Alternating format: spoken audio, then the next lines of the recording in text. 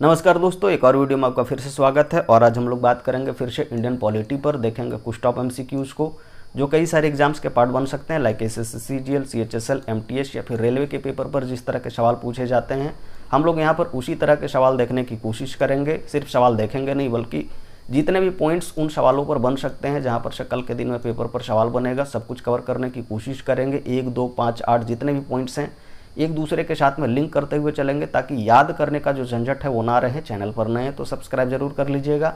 आइए सीधे सीधे सवालों पर आते हैं। पहला सवाल आपके स्क्रीन पर ये रहा। एक छात्र अपने स्कूल प्रोजेक्ट के लिए पार्क में उपयोग के लिए घर पर कंपोस्ट बनाने की प्रक्रिया सिखा रहा है। वह किस मौलिक कर्तव्य का पालन कर रहा है? बस इतनी सी बात आपसे पूछी गई है कि which fundamental duty is he upholding, है ना। आपके ऑप्शन है सार्वजनिक संपत्ति की रक्षा करना और हिंसा से दूर रहना। हिंसा की बात ही नहीं है तो इसीलिए ऑप्शन नहीं होगा। ऑप्शन बी, व्यक्तिगत और सामूहिक गतिविधियों में उत्कृष्टता की ओर प्रयास करना हो सकता है। ऑप्शन सी क्या है? कहेंगे सर प्राकृतिक पर्यावरण की रक्षा और सुधार करना, ज़्यादा करेक्ट लग रहा है। ऑप्शन डी क्या है? कहेंगे सर वैज्ञानिक दृष्टिकोण, मानवता की खोज। कहेंगे सर बिल्कुल नहीं, की भावना विकसित करना, तो इसीलिए क्या होगा? कहेंगे सर ऑप्शन सी जो है ये ज़्यादा करेक्ट लग रहा है और यही इसका उत्तर होगा कि प्राकृतिक पर्यावरण की रक्षा और सुधार करने के बारे में वो प्रयास कर रहा है ना। अब चूंकि यहाँ पर फंडामेंटल ड्यूटी के बारे में बात निकली है तो इससे रिलेटेड कुछ पॉइंट्स हम लोग जान लेते हैं जहाँ पर से कल के दिन में पेपर पर सवाल बनेगा। अगर हम लोग फंडामेंटल ड्यूटी के बारे में बात करें तो कहेंगे क्या ओरिजिनल कॉन्स्टिट्यूशन में ये हुआ करता था? कहेंगे बिल्कुल नहीं। आया कब? कहेंगे सर जो 42वां संविधान संशोधन था, 42nd अमेंडमेंट हुआ करता था। तो यहाँ पर से क्या है? कहेंगे सर यहाँ पर से ये जो है वो हमारे संविधान में आता है। कब आया था? कहेंगे सर 1976 में। कब?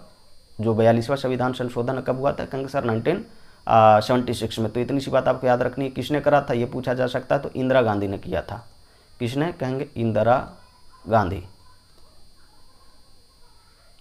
ठीक है। साथ ही साथ कहेंगे सर किसके रिकमेंडेशन पर करा था, ये भी आपसे पूछा जा सकता है। कमेटी का नाम क्या था? तो स्वर्ण सिंह मेहता कमेटी है ना, स्वर्ण सिंह मेहता समिति। तो इसके रिकमेंडेशन पर करा था।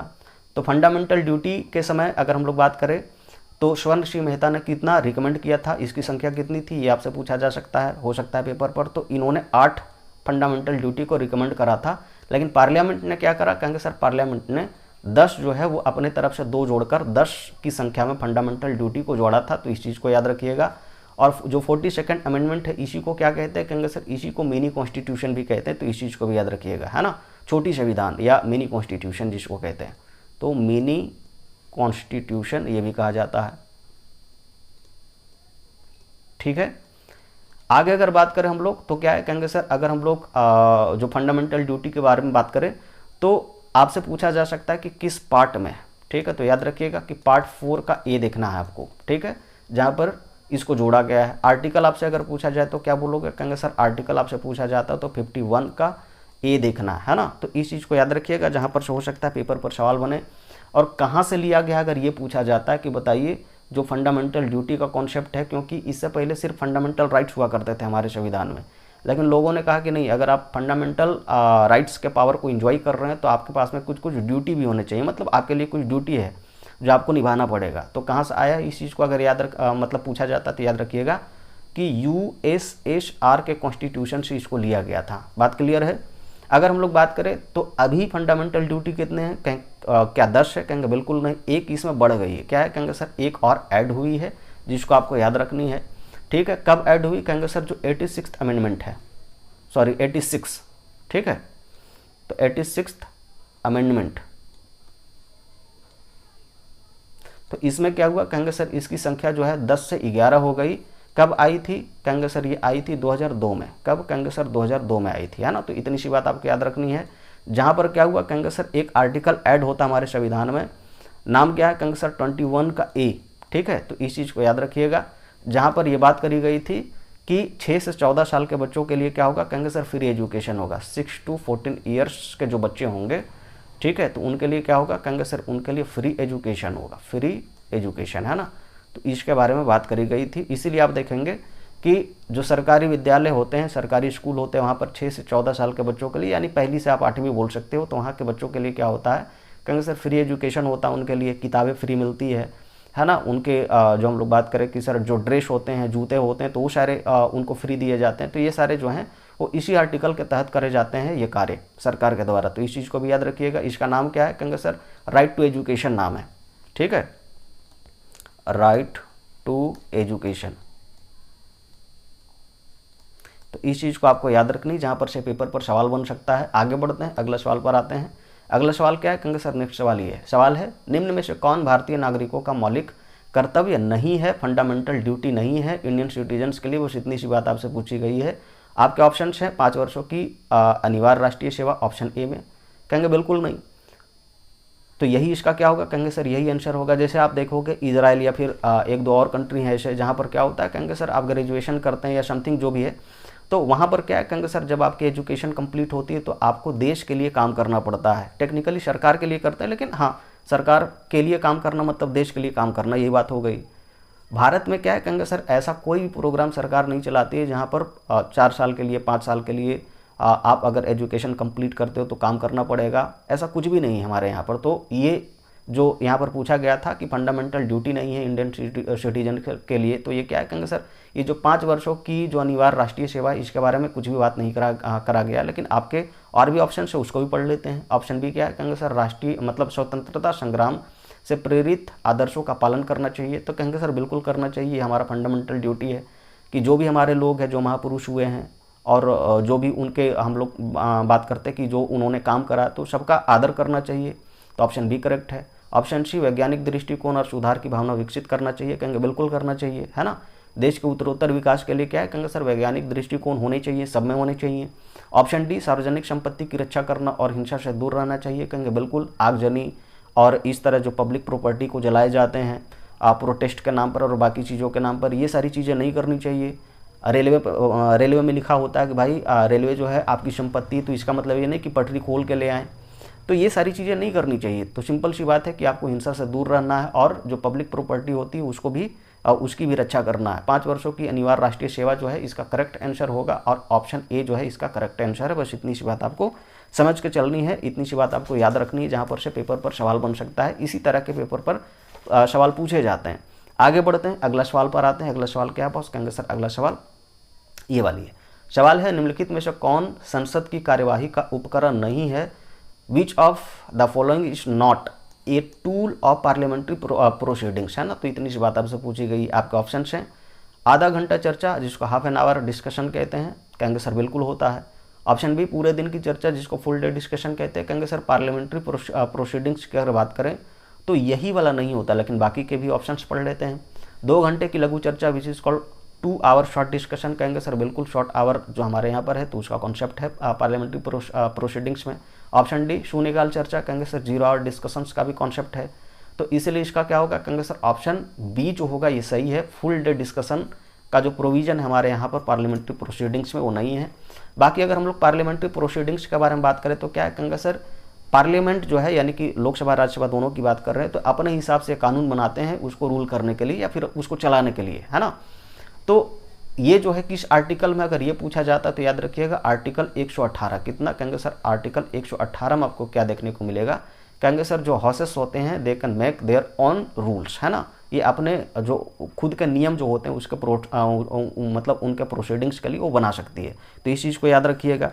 बाकी कुछ जो मेन प्रोसीडिंग्स है उसके बारे में बात कर लेते हैं। अगर मेन प्रोसीडिंग्स की बात करें तो पहला आपको देखने को मिलेगा जब पार्लियामेंट्री प्रोसीडिंग्स स्टार्ट होता उसमें तो पहला जो चीज़ देखने को मिलेगा वो है क्वेश्चन आवर। क्या देखने को मिलेगा, क्वेश्चन आवर, ठीक है। बेसिकली ये क्या होता है, कहेंगे सर ये सेशन का पहला घंटा होता है। क्या बात कर रहे हैं, कहेंगे सर पहला घंटा होता है सेशन का, ठीक है। क्वेश्चन आवर जिसको कहते हैं, प्रश्नकाल, ठीक है। बहुत फॉर्मल होता है ये प्रश्नकाल। क्या है, कहेंगे सर बहुत फॉर्मल तरीका। तो रिटेन में क्वेश्चन पूछे जाएंगे, कहेंगे बिल्कुल। तो रिटेन क्वेश्चन यहाँ पर आपको देखने को मिलेंगे। और साथ ही साथ अगर हम लोग बात करें तो इसमें क्या है, कहेंगे सर इसमें जो भी उत्तर भी दिए जाएंगे तो रिटन फॉर्म में ही दिए जाते हैं बेसिकली, ठीक है। तो ये सारी चीज़ें आपको देखने को मिलेगा क्वेश्चन आवर में। उसके बाद क्या है, क्वेश्चन आवर के बाद कहेंगे सर इसके बाद आता है 0 आवर का कॉन्सेप्ट। क्या है, कहेंगे सर 0 आवर, ठीक है। ये क्या होता है, कहेंगे सर ये जो क्वेश्चन आवर देख रहे हैं उसके जस्ट बाद का समय है ना। तो आफ्टर क्वेश्चन आवर आप ऐसे बोल सकते हो कि आफ्टर, जस्ट आफ्टर, है ना, कि जस्ट आफ्टर क्वेश्चन आवर,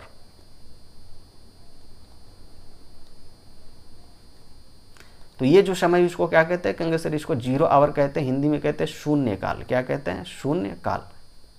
इसमें क्या होता है, कहेंगे सर ये हम लोग अगर बात करें तो बहुत इनफॉर्मल तरीका है, ये फॉर्मल तरीका नहीं है, ठीक है। तो इस चीज़ को याद रखिएगा कि इनफॉर्मल तरीका है ये क्वेश्चन पूछने का। इसमें अर्जेंट मैटर्स के जो भी क्वेश्चन होते हैं वो उठाए जाते हैं। अर्जेंट मैटर्स वाले जो सवाल हैं बेसिकली क्या है, कहेंगे सर ये उठाए जाते हैं, ठीक है। तो इस चीज़ को याद रखिएगा। इसके बाद क्या है, कहेंगे सर एक और होती है विच इज़ कॉल्ड, क्या कहेंगे sir, half an hour session, जो कि यहाँ पर भी आपका ऑप्शन में था कि हाफ एन आवर सेशन या डिस्कशन ये चलती है ना, हाफ एन आवर।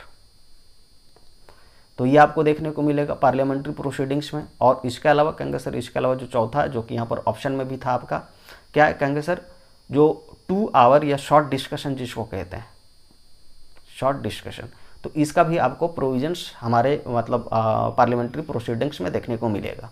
आगे बढ़ते हैं, अगला सवाल पर आते हैं। अगला सवाल क्या है, कहेंगे सर जनहित याचिका विच इज कॉल्ड PIL, है ना, पब्लिक इंटरेस्ट लिटिगेशन जिसको कहते हैं, कि अवधारणा कहाँ से उत्पन्न हुई है। बस इतना सा बात आपसे पूछा गया है कि बताइए जो PIL है यानी पब्लिक इंटरेस्ट लिटिगेशन है, हमारे यहाँ पर जो यूज होता है तो वो कहाँ से आया है हमारे यहाँ पर। आपके ऑप्शन है Iceland, option B America, option C New Zealand या फिर ऑप्शन डी स्विट्जरलैंड। तो इसका आंसर क्या होगा, कहेंगे सर इसका आंसर जो है ऑप्शन बी है, America, United states of America है। यहाँ से हमारे यहाँ पर क्या है, कहेंगे सर PIL जो है उसका कॉन्सेप्ट आया है। तो इस बात को याद रखिएगा। इतनी सी बात आपसे पूछी जा सकती है। अगर हम लोग पब्लिक इंटरेस्ट लिटिगेशन के बारे में बात करें, किसके बारे में, कहेंगे सर PIL के बारे में बात करें, ठीक है। तो PIL जो है वो सुप्रीम कोर्ट में किस आर्टिकल के तहत लगाया जाता है, ये भी आपसे पूछा जा सकता है। तो याद रखिएगा यहाँ पर क्या है, कहेंगे सर आर्टिकल 32 यूज होता है। कितना, आर्टिकल 32 के तहत। अगर हाई कोर्ट के बारे में बात करें तब कहेंगे सर यहाँ पर 226 का यूज होता है। आर्टिकल कितना, कहेंगे सर 226। तो इतनी सी बात है। और यहाँ पर क्या है, कहेंगे सर यहाँ पर इन आर्टिकल्स के बारे में अगर बात करें तो ये फंडामेंटल राइट्स को क्या करते हैं, कहेंगे सर बचाने का कार्य करते हैं, है ना। जैसे आर्टिकल 32 के तहत क्या है, कहेंगे सर आप डायरेक्ट सुप्रीम कोर्ट जा सकते हैं अगर आपका फंडामेंटल राइट का वायलेशन हुआ है तो, या फिर आप हाई कोर्ट जा सकते हैं आर्टिकल 226 का यूज करते हुए। तो इस चीज़ को भी याद रखिएगा। और यहीं से क्या होता है, कहेंगे सर ये दोनों जो एंटिटीज है, जैसे अगर हम लोग बात करें सुप्रीम कोर्ट की या हाई कोर्ट की, तो ये क्या करते हैं, कहेंगे सर रिट्स जारी कर सकते हैं। क्या करते हैं, कहेंगे सर रिट्स जारी करते हैं। कितने टाइप के रिट्स जारी करते हैं, कहेंगे सर 5 टाइप के। आपने नाम सुना होगा, हैबियस कॉर्पस, सर्च्योरारी, प्रोहिबिशन, मैंडेमस, है ना। तो इस तरह के जो रिट्स होते हैं ये क्या होते हैं, कहेंगे सर हाई कोर्ट और सुप्रीम कोर्ट इन्हीं आर्टिकल का यूज करते हुए जारी करती है। 5 टोटल ऐसे रिट्स हैं जिसको जारी किया जाता है। तो इस चीज़ को याद रखिएगा। आगे अगर हम लोग बात करें कि सर जो PIL का जो कॉन्सेप्ट है USA से तो आया जरूर है, लेकिन भारत में किसने इसको फेमस करा है, तो याद रखिएगा नाम जो है जहाँ पर से पेपर पर सवाल बन सकता है, ठीक है। तो एक नाम है जिसको आपको याद रखना है, PN भगवती। क्या नाम है, जस्टिस PN भगवती, ठीक है। तो इस चीज़ को याद रखिएगा। और एक और है हम लोग कहते हैं जज, जिनका नाम इसमें यूज होता है, तो याद रखिएगा BR कृष्णा अय्यर, है ना, जस्टिस BR कृष्णा अय्यर। तो इन दोनों लोगों ने क्या करा है, कहेंगे सर इंडिया में PIL को बहुत ही ज़्यादा फेमस करा है, ठीक है। अच्छा, आपसे पूछा जा सकता है कि PIL मैन ऑफ इंडिया कौन है, PIL मैन ऑफ इंडिया कौन है ना, ये पूछा जा सकता है। तब क्या बोलोगे, कहेंगे तब बोलना है अश्विनी वैष्णव, सॉरी अश्विनी उपाध्याय। अश्विनी वैष्णव तो रेल मंत्री हमारे, है ना, अश्विनी उपाध्याय। इन्होंने अब तक क्या करा है, कहेंगे सर लगभग 200 PIL जो है वो डाल के रखा हुआ है सुप्रीम कोर्ट में, ठीक है। तो इस चीज़ को आपको याद रखनी, जहाँ पर से पेपर पर सवाल बन सकता है। आगे बढ़ते हैं, अगला सवाल पर आते हैं। अगला सवाल क्या है, कहेंगे सर अगला सवाल ये वाली है। सवाल है भारतीय संविधान के अनुसार भारत के सुप्रीम कोर्ट में अधिकतम कितने अन्य न्यायाधीश जो है उसको नियुक्त किया जा सकता है, ये आपसे पूछा गया है। According to the Indian constitution what is the maximum number of the other जजेस excluding the chief justice in the supreme court of India appointed by the president of India.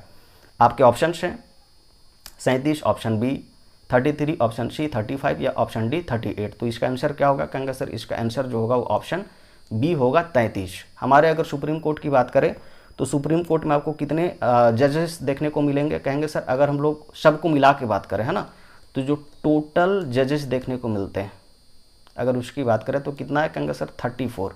34 में भी दो तरह से क्या है? कहेंगे सर एक आपको चीफ जस्टिस देखने को मिलेंगे विच इज कॉल्ड CJI, है ना, CJI। तो एक CJI देखने को मिलेंगे और प्लस में कहेंगे सर 33 अदर्स देखने को मिलेंगे। ठीक है, तो इस बात को याद रखिएगा जहाँ पर से पेपर पर सवाल बन सकता है। ठीक है, अब चूंकि यहाँ पर बात निकली है सुप्रीम कोर्ट के बारे में तो इसके बारे में थोड़ा सा जान लेते हैं। ठीक है, अगर हम लोग सुप्रीम कोर्ट के बारे में बात करें तो गठन को लेकर सवाल पूछा जा सकता है। मैं हर बार इसको रिपीट करता हूँ, गठन कितना है? आर्टिकल आपसे पूछा जा सकता है। तो आर्टिकल 124 का फर्स्ट आप बोल सकते हो, तो उसमें गठन के बारे में चर्चा है। इसके बाद कहेंगे सर आर्टिकल आपको देखना है कितना? कहेंगे सर 124 का सेकंड। इसमें क्या है? कहेंगे सर इसमें आपको देखने को मिलेगा सुप्रीम कोर्ट जजेस के अपॉइंटमेंट को लेकर, है ना। तो SC जजेस के अपॉइंटमेंट को लेकर यहाँ पर बात करी गई है, जजेस अपॉइंटमेंट।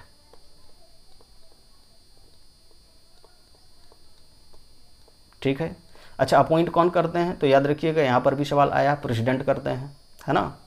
अपॉइंट कौन करते हैं? कहेंगे सर प्रेसिडेंट करते हैं। प्रेसिडेंट के बारे में चर्चा कहाँ से कहाँ तक मिलेगी? कहेंगे सर आर्टिकल 52 टू कहेंगे 62 में। तो इस चीज़ को भी याद रखना। अब कुछ और भी बात कि अपॉइंटमेंट को लेकर बात हो गई। अब आपको देखना है आर्टिकल 124 का थर्ड। इसमें क्या है? कहेंगे सर इसमें आपको देखने को मिलेगा क्वालिफिकेशन के बारे में।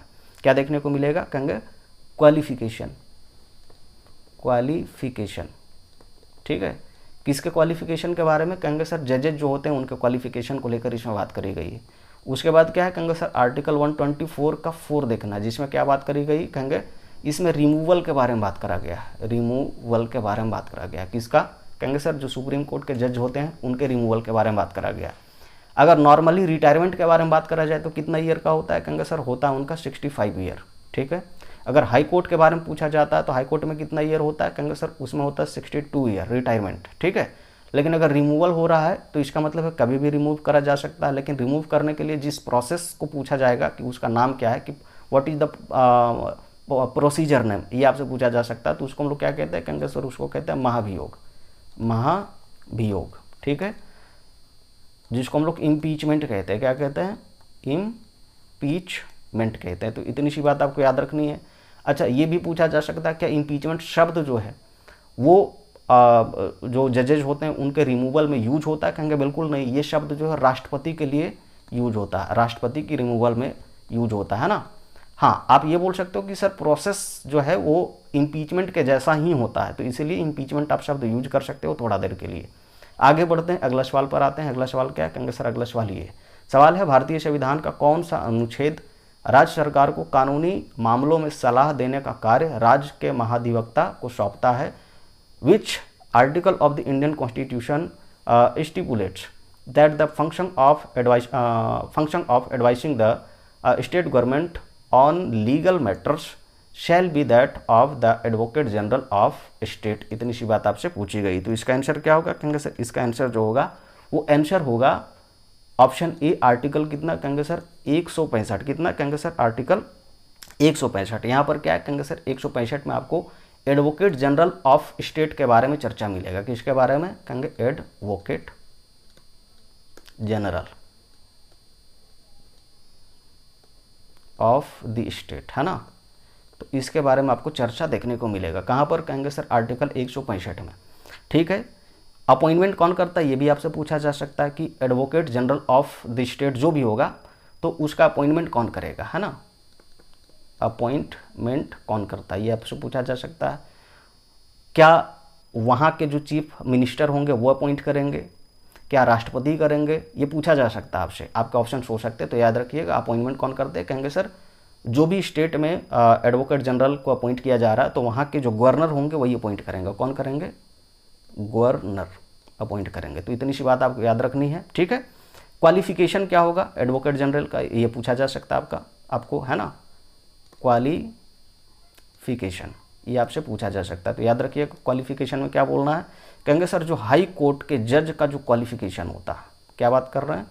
हाई कोर्ट के जज का जो क्वालिफिकेशन होता है वही क्वालिफिकेशन क्या होता है, कहेंगे sir advocate general of state का क्वालिफिकेशन होता है। तो इतनी सी बात है। टर्म पूछा जा सकता है, बताइए टर्म क्या होता है इनका, तो कहेंगे सर नॉट फिक्स्ड। क्या बात कर रहे हैं, कहेंगे नॉट फिक्स्ड। तो इस चीज़ को आपको याद रखनी है।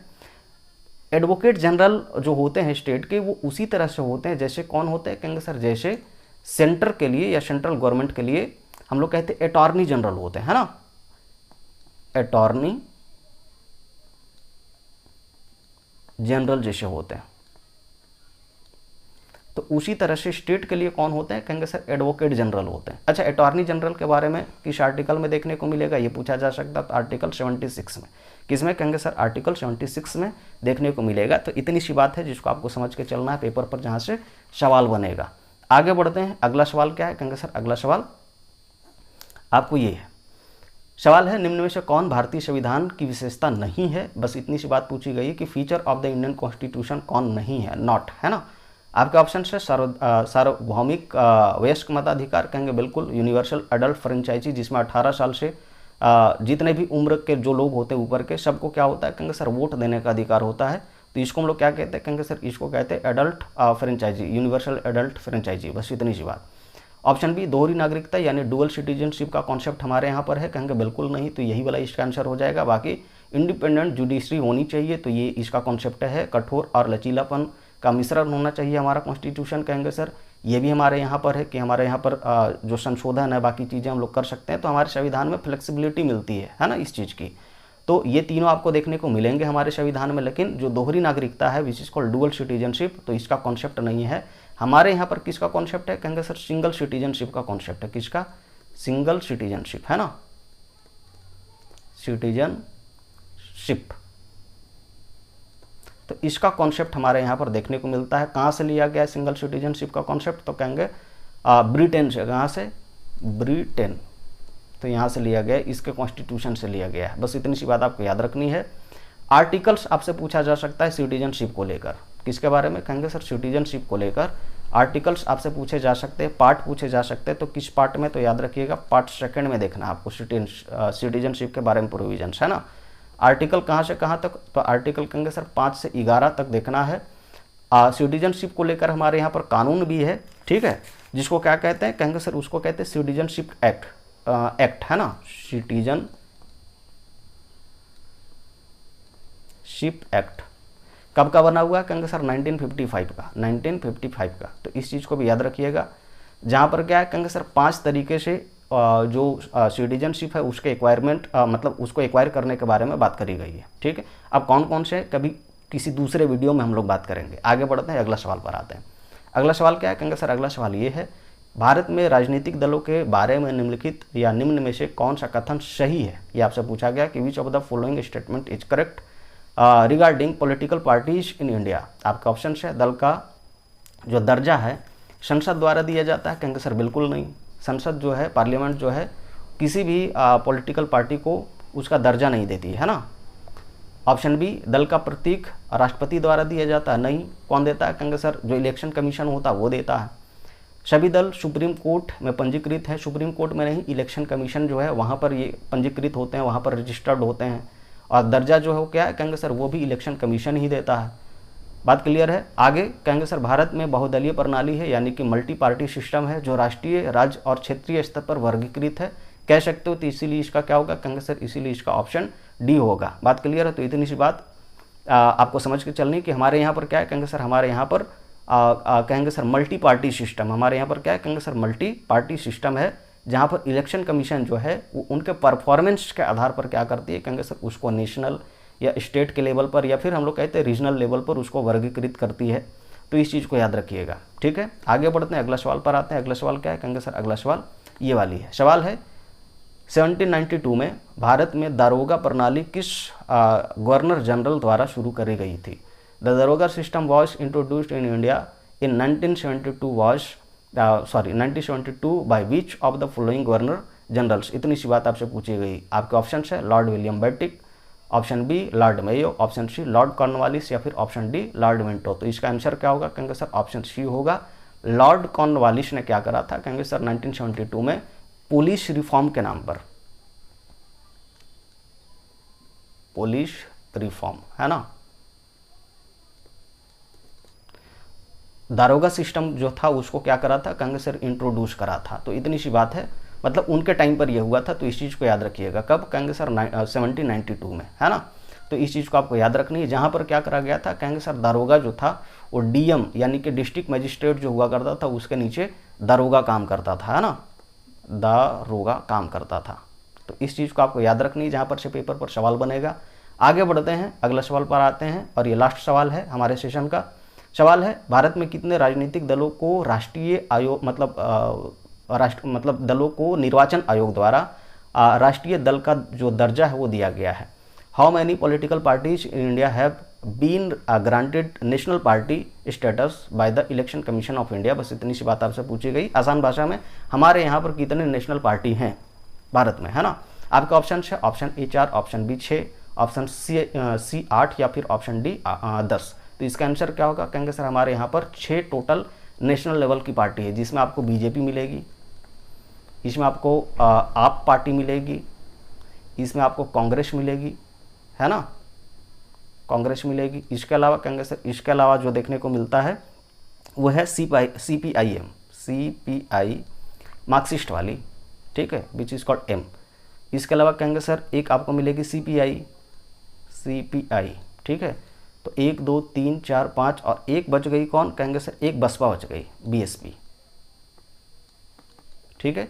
तो ये 6 टोटल ऐसे पार्टियां हैं जो नेशनल पार्टी के रूप में जानी जाती है ना। ये क्या है, कहेंगे सर ये भारत के नेशनल पार्टीज हैं, ठीक है। तो इतनी सी बात आपसे पूछी जा सकती है। आज के लिए इतना ही, मिलते हैं फिर से एक और वीडियो में, तब तक के लिए नमस्कार।